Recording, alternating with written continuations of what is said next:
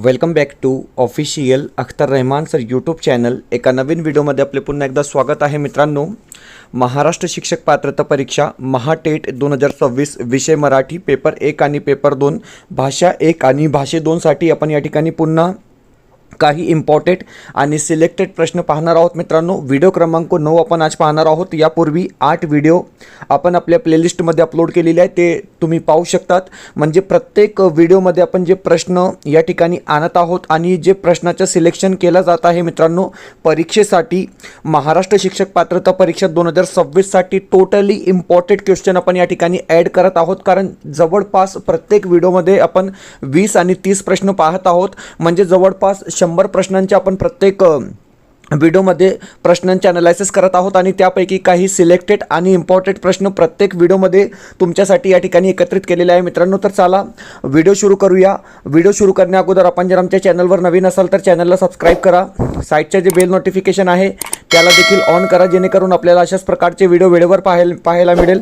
डिस्क्रिप्शनमध्ये आमचे टेलिग्राम आणि व्हॉट्सअप चॅनलची लिंक सुद्धा दिलेली आहे, तिथे जाऊन आपण आमच्या टेलिग्राम आणि व्हॉट्सअप चॅनलला सुद्धा जॉईन करू शकतात। आणि जर तुम्हाला आमच्या चॅनलची मेंबरशिप हवी असेल तर जॉईन बटनला जॉईन करून आपण ही मेंबरशिप घेऊ शकतात मित्रांनो। महाराष्ट्र शिक्षक पात्रता परीक्षा महाटेट 2026 साठी तुम्हाला या ठिकाणी जवळपास 250 व्हिडिओ बिलकुल फ्रीमध्ये पाहायला मिळणार आहे। तर आताच जॉईन बटनला जॉईन करून आपण ही मेंबरशिप घेऊ शकतात। व्हिडिओला प्लीज लाईक करा आणि चॅनलवर नवीन असाल तर चॅनलला सबस्क्राईब करा। प्रश्न 1 दिलेला आहे की गुन्हा करूनही कबूल न करणाऱ्या चोरास पोलिसांनी डॅश डॅश अशा प्रकारे एक वाक्य दिलेलं आहे आणि सूचना दिली आहे की हे वाक्य पूर्ण करण्यासाठी योग्य वाक्प्रचार निवडा। अशा प्रकारे हा प्रश्न आहे। 2025 पेपर 1 मध्ये हा प्रश्न विचारला गेला होता। आपल्याला 4 ऑप्शन्स दिलेले आहे।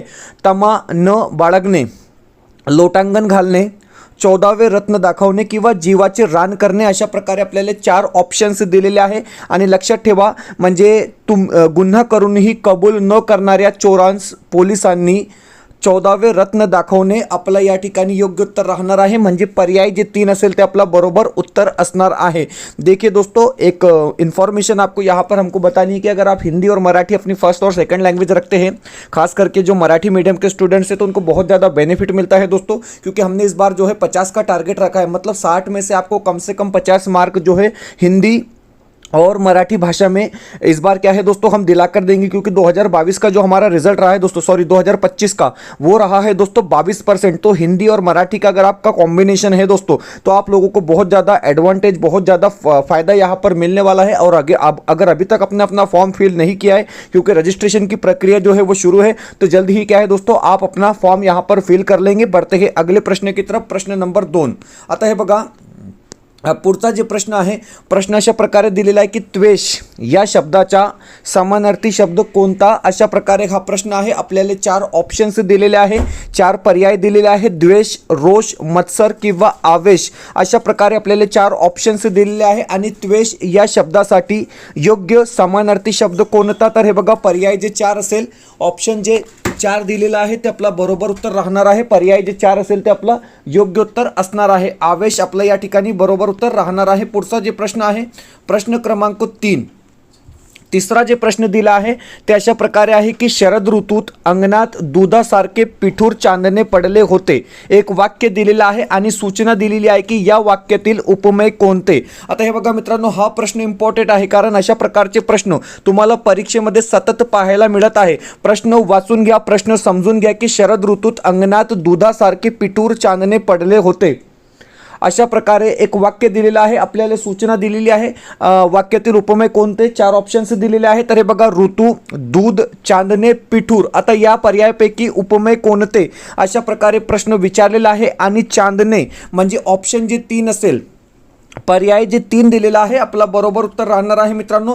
या प्रश्न संदर्भात काही स्पष्टीकरण आपण दिलेलं आहे की शरद ऋतूत अंगणात दुधासारखे पिठूर चांदणे पडले होते, या वाक्यात चांदणे हे उपमेय आहे।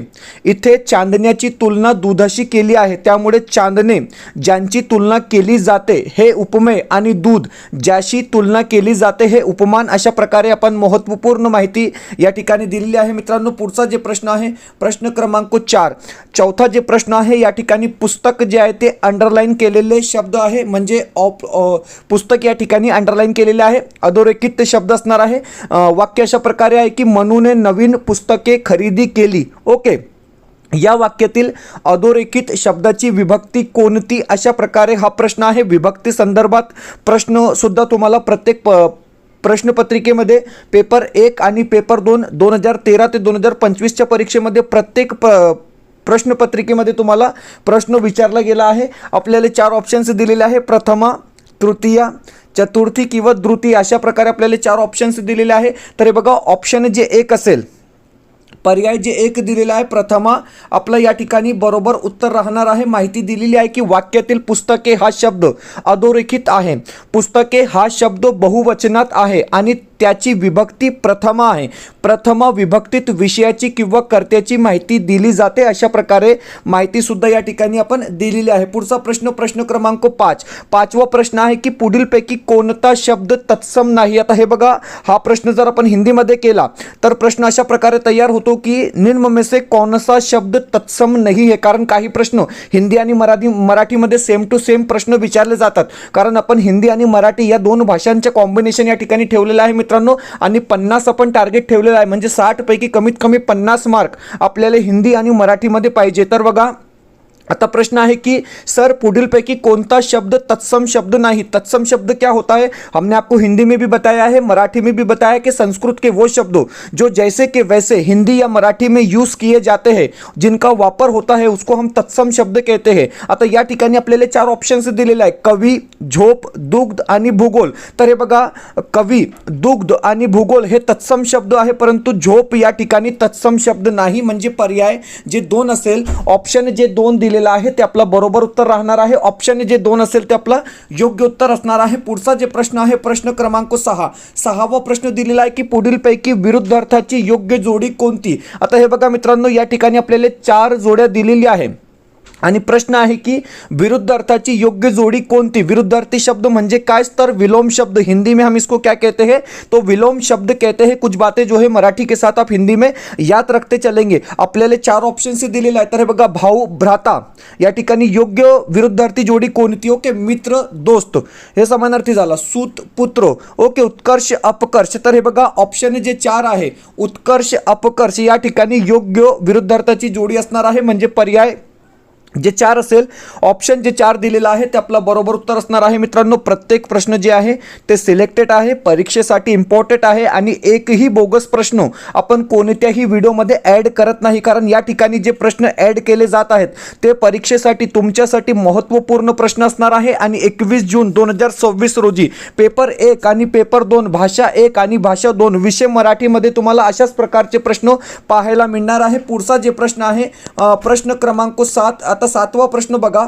7वा जे प्रश्न दिला आहे सर की हरिहर हे कोणत्या समासाचे प्रकाराचे उदाहरण आहे. अशा प्रकारे हा प्रश्न आहे. मतलब आपको यहाँ पर एक शब्द दिया गया है हरिहर आणि प्रश्न विचारलेला आहे की हे कोणत्या समास प्रकाराचे उदाहरण आहे. अशा प्रकारे आपल्याला ऑप्शन्स दिलेले आहे. इतरेतर द्वंद्व समास, समाहार द्वंद्व समास, वैकल्पिक द्वंद्व समास किंवा कर्मधारय समास, अशा प्रकारे आपल्याला 4 ऑप्शन्स दिलेले आहे. आणि बरोबर उत्तर काय आहे, तर ऑप्शन 1 इतरेतर द्वंद्व समास आपला या ठिकाणी योग्य उत्तर राहणार आहे, बरोबर उत्तर राहणार आहे. या प्रश्नासंदर्भात सुद्धा काही माहिती, काही स्पष्टीकरण आपण दिलेलं आहे की हरिहर या समासिक शब्दाचा विग्रह हरी आणि हर असा होतो. ओके, हा झाला पहिला पॉईंट. आता पॉईंट नंबर 2 बघा. ज्या समासाचा विग्रह करताना आणि व या सारख्या समुच्चयबोधक उभययान्वी अव्ययांचा वापर करावा लागतो त्यास इतरेतर द्वंद्व समास असे म्हणतात. म्हणजे एका प्रकारे ही व्याख्या झाली. ऑप्शन जे 1 असेल, पर्याय जे 1 दिलेला आहे ते आपला बरोबर उत्तर राहणार आहे. ऑप्शन जे 1 असेल ते आपला योग्य उत्तर असणार आहे. मित्रांनो, पुढचा जे प्रश्न आहे, हा प्रश्न हिंदी आणि मराठीमध्ये सेम आहे, फक्त भाषेच्या या ठिकाणी तुम्हाला फरक पाहायला मिळणार आहे. अ, आ, इ, ई, उ, ऊ हे कोणत्या प्रकाराचे स्वर आहेत. अशा प्रकारे हा प्रश्न आहे. तर हे बघा, सजातीय स्वर आहे. म्हणजे ऑप्शन जे 1 असेल, पर्याय जे 1 दिलेला आहे ते आपला योग्य उत्तर राहणार आहे. ऑप्शन जे 1 असेल ते आपला बरोबर उत्तर असणार आहे. मित्रांनो, पुढचा प्रश्न, प्रश्न क्रमांक 9. 9वा जे प्रश्न आहे, प्रश्न अशा प्रकारे दिलेला आहे की अंकांक्षा घरी गेली, हा प्रश्न सुद्धा इम्पॉर्टंट आहे. 2024च्या प्रश्नपत्रिकेमध्ये हा प्रश्न विचारला गेला होता. वाक्याचा प्रकार ओळखा. आता हे बघा मित्रांनो, 4 ऑप्शन्स दिलेले आहे. आज्ञार्थी वाक्य, विद्यार्थी वाक्य, संकेतार्थी किंवा स्वार्थी. अशा प्रकारे आपल्याला 4 ऑप्शन्स दिलेले आहे आणि एक वाक्य दिलेलं आहे. वाक्य काय आहे तुम्ही पाहून घ्या की आकांक्षा घरी गेली. आता प्रश्न आहे की वाक्याचा प्रकार कोणता. तर हे बघा 4 ऑप्शन्स दिलेले आहे आणि स्वार्थी हा वाक्य असणार आहे. ऑप्शन जे डी असेल, पर्याय जे 4 दिलेला आहे ते आपलं बरोबर उत्तर राहणार आहे. मित्रांनो, या संदर्भात सुद्धा काही महत्त्वपूर्ण माहिती आपण या ठिकाणी दिलेली आहे. तुम्ही पाहू शकतात की आकांक्षा घरी गेली. ओके, या वाक्याचा प्रकार स्वार्थी आहे. याचे कारण काय? या वाक्यातील क्रियापदाच्या रूपावरून गेली केवळ काळाचा भूतकाळ बोध होतो. कोणताही विशेष अर्थ म्हणजे आज्ञा, इच्छा, संकेत व्यक्त होत नाही. लक्षात ठेवा, म्हणून हे स्वार्थी वाक्य आहे. ओके, या ठिकाणी संपूर्ण स्पष्टीकरण दिलेलं आहे की कोणताही विशेष अर्थ व्यक्त होत नाही, म्हणून हे स्वार्थी वाक्य आहे. ऑप्शन जे डी असेल, पर्याय जे 4 दिलेला आहे ते आपला योग्य उत्तर राहणार आहे. प्रश्न क्रमांक 10 आहे की योग्य पर्याय वापरून म्हण पूर्ण करा. 2025 पेपर 2 मध्ये प्रश्न विचारला गेला होता मागच्या वर्षी. म्हणजे प्रत्येक प्रश्न जे आहे ते इम्पॉर्टंट आहे. प्रश्न आहे की देखल्या देवा डॅश डॅश. अशा प्रकारे हा प्रश्न होता. ऑप्शन्स दिलेले आहे. परमेश्वर, दंडवंत, मंत्र किंवा पठण. तर हे बघा दंडवंत या ठिकाणी आपला योग्य उत्तर राहणार आहे. ऑप्शन जे 2 असेल, पर्याय जे 2 दिलेला आहे ते आपला बरोबर उत्तर राहणार आहे. मित्रांनो, व्हिडिओ आवडत असेल तर प्लीज व्हिडिओला लाईक करा. आपण जर आमच्या चॅनलवर नवीन असाल तर चॅनलला सबस्क्राईब करा. डिस्क्रिप्शनमध्ये आमच्या टेलिग्राम आणि व्हॉट्सअप चॅनलची लिंक सुद्धा दिलेली आहे. तिथे जाऊन आपण आमच्या टेलिग्राम आणि व्हॉट्सअप चॅनलला सुद्धा जॉईन करू शकतात. आणि जर तुम्हाला आमच्या चॅनलची मेंबरशिप हवी असेल तर जॉईन बटनला जॉईन करून आपण ही मेंबरशिप घेऊ शकतात. मित्रांनो, महाराष्ट्र शिक्षक पात्रता परीक्षा महाटेट 2026 साठी तुम्हाला या ठिकाणी जवळपास 250 व्हिडिओ फ्रीमध्ये पाहायला मिळणार आहे. हिंदी, मराठी, बालमानसशास्त्र व अध्यापनशास्त्र, परिसर अभ्यास आणि समाजशास्त्र विषयाचे टोटली व्हिडिओ तुम्हाला या ठिकाणी फ्रीमध्ये पाहायला मिळणार आहे. तर आताच जॉईन बटनला जॉईन करून आपण आमच्या चॅनलची मेंबरशिप घेऊन घ्या. व्हिडिओला प्लीज लाईक करा आणि चॅनलवर नवीन असाल तर चॅनलला सबस्क्राईब करा. मित्रांनो, प्रत्येक विषयासंदर्भात, प्रत्येक विषयासाठी जे प्रश्न आमच्या चॅनलच्या माध्यमातून म्हणजे अपलोड केले जात आहेत ते प्रत्येक प्रश्न तुमच्यासाठी परीक्षेसाठी खूप खूप इम्पॉर्टंट प्रश्न आहे. कारण प्रत्येक विषयामध्ये आपण जे प्रश्न ॲड करत आहोत ते टोटली ऑब्झर्वेशन करून, अनालायसिस करून प्रत्येक व्हिडिओमध्ये आपण प्रश्न ॲड करत आहोत. तर चॅनलची मेंबरशिप घेऊन घ्या. जॉईन बटनला जॉईन करून आताच आपल्या चॅनलची तुम्ही मेंबरशिप घेऊ शकतात. व्हिडिओला प्लीज लाईक करा आणि चॅनलवर नवीन असाल तर चॅनलला सबस्क्राईब करा. प्रश्न विचारलेला आहे की माती या नामाचे अचूक विशेषण कोणते. अशा प्रकारे हा प्रश्न आहे. आपल्याला 4 ऑप्शन्स दिलेले आहे. माती या नामासाठी योग्य विशेषण कोणते. ओके, तर बहारदार, पडीक, कसदार किंवा मजेदार. तर माती या नामासाठी जे योग्य विशेषण असणार आहे ते असणार आहे कसदार.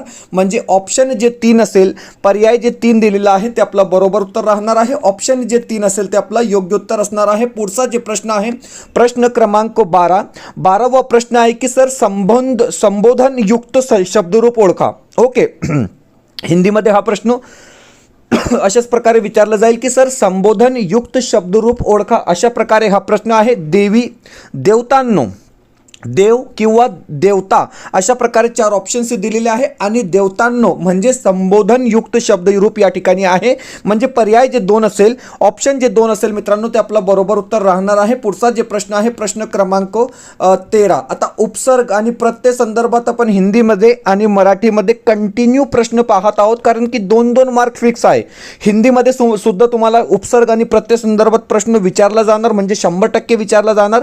आणि मराठीमध्ये सुद्धा विचारला जाईल. प्रश्न आहे की भरधाव शब्दातील उपसर्ग ओळखा. उपसर्ग क्या होता है? हमने आपको बताया कि शब्द के जो शुरुआत में लगता है वो उपसर्ग होता है, प्रत्यय पीछे लगता है. आता या ठिकाणी भर, धाव हे 2 शब्द आहे. तर धाव यासाठी भर उपसर्ग लागलेला आहे. म्हणजे ऑप्शन जे 4 असेल, पर्याय जे 4 दिलेला आहे ते आपला बरोबर उत्तर राहणार आहे. ऑप्शन जे 4 असेल ते आपला योग्य उत्तर असणार आहे. मित्रांनो, option D is a right answer. प्रश्न आहे की सर सम्राट सिंह या नाटकाचे लेखक कोण. 2 प्रश्न पेपर 1, 2 प्रश्न पेपर 2 मध्ये हिंदीमध्ये साहित्यकार संदर्भात विचारले जातात. लेखक, कवी, साहित्यकार, रचनाकार यांच्या संदर्भात आणि हिंदीमध्ये. म्हणजे 2 आणि 2 4 प्रश्न तुम्हाला दोन्ही भाषेमध्ये विचारले जातात. प्रश्न आहे की सम्राट सिंह या नाटकाचे लेखक कोण. 4 ऑप्शन्स आहे. शिरवाडकर, राग गडकरी, प्रल्हाद केशव अत्रे, रत्नाकर मतकरी, 4 ऑप्शन्स दिलेले आहे. सम्राट सिंह या नाटकाचे लेखक कोण? तर प्र.के. अत्रे. आपला बरोबर उत्तर राहणार आहे ऑप्शन जे आपण 3 या ठिकाणी दिलेलं आहे ते आपला योग्य उत्तर असणार आहे. ऑप्शन 3 आपला या ठिकाणी बरोबर उत्तर राहणार आहे. प्रश्न क्रमांक 15वा प्रश्न दिलेला आहे की दिलेली म्हण पूर्ण करा. आता या ठिकाणी एक म्हण दिलेली आहे, अशा प्रकारे की ज्याची खावी पोळी त्याची डॅश डॅश, अशा प्रकारे एक वाक्य दिलेलं आहे, म्हणजे एक म्हण दिलेली आहे आणि सूचना दिलेली आहे की सर म्हण पूर्ण करा. तर हे बघा, ज्याची खावी पोळी त्याची वाजावी टाळी, म्हणजे ऑप्शन जे 4 असेल, पर्याय जे 4 आहे ते आपलं योग्य उत्तर असणार आहे. मित्रांनो, अशाच प्रकारचे प्रश्न तुम्हाला प्रत्येक परीक्षेमध्ये विचारले जात आहे. 2013 ते 2021 पर्यंत म्हणजे डिफिकल्ट लेवलचे प्रश्न विचारले जात होते, परंतु 2024 आणि 2025च्या परीक्षेमध्ये खूप सोपे प्रश्न मित्रांनो तुम्हाला या ठिकाणी विचारले जात आहे. जेव्हापासून सुप्रीम कोर्टाने टीईटी अनिवार्य केलेली आहे त्यापासून टीएटी असो किंवा सीटेट असो मित्रांनो, प्रश्नपत्रिकाची जी कठीण पातळी आहे, म्हणजे जे डिफिकल्टी लेवल आहे ते कमी झालेली आहे. प्रश्न सोपे परीक्षेमध्ये विचारले जात आहे. फक्त अभ्यास करा, फक्त व्हिडिओ पाहत राहा मित्रांनो, तुम्हाला या ठिकाणी काहीही प्रॉब्लेम येणार नाही. आता हे बघा, महाटेट 2026 साठी आपले जे अपडेट नोट्स आहे मित्रांनो ते 399 मध्ये अवेलेबल आहे. पीडीएफच्या स्वरूपात तुम्हाला हे नोट्स या ठिकाणी मिळणार आहे. लिमिटेड कॉम्बो ऑफर आहे. ओके, यामध्ये तुम्हाला हिंदी, मराठी आणि बालमानसशास्त्र पेपर 1 आणि पेपर 2 साठी हे नोट्स मिळणार आहे आणि प्राइस आपण फक्त 399 रुपये ठेवलेली आहे. झेरॉक्स करून तुम्ही अभ्यास करू शकतात मित्रांनो. मराठीसाठी फक्त 84 पेजेस आहे, बॅक टू बॅक जर आपण झेरॉक्स केली तर 42 पेजेस होतात. हिंदीसाठी 94 पेजेस आहे, बॅक टू बॅक आपण जर झेरॉक्स केली तर 47 पानं होतात.